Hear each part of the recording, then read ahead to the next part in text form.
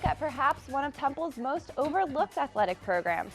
Stay tuned to find out what they did right here on North Broad. Senior forward Relier Hollis Jefferson got a chance to share what he's most thankful for in his basketball career, and he did so by making a tribute. For all of 6 hours on Saturday, McGonigal Hall was filled with high energy and dangerous weaponry.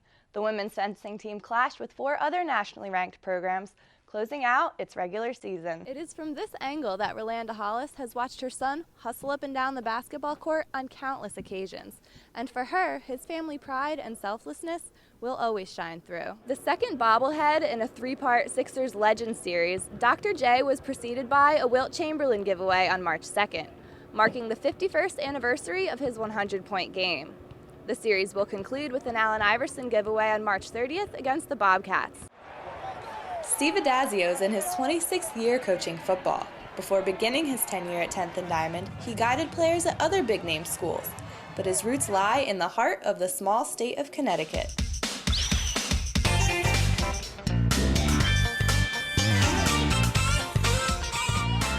While the football team may have been riding its chartered train into unconquered territory, their coach had already established a name for himself long ago.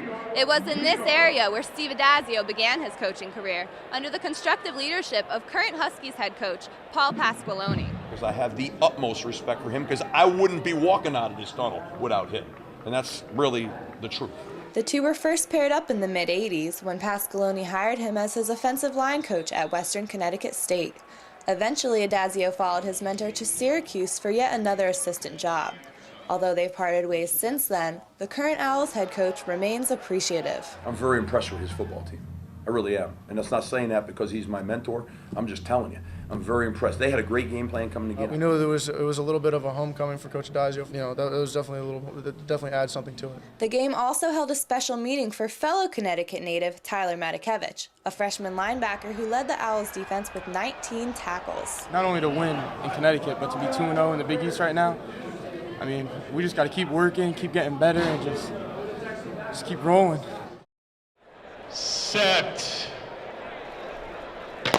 In the world of track and field, the Penn Relays are huge. One of the nation's biggest events in the sport, the annual 3-day tradition has been a part of track history for 119 years.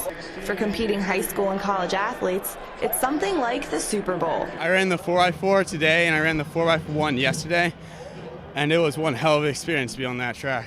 Just look around when you're on the track just to see the atmosphere, because it goes by so quick. Over 15,000 student athletes from high schools and colleges around the world are gathered right here in Philadelphia for the weekend's events.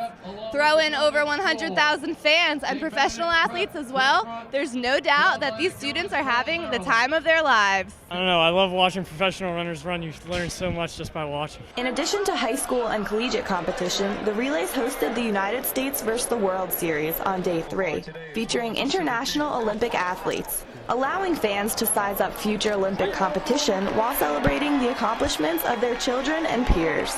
We make sure we come every year because this is a part of what we're all about.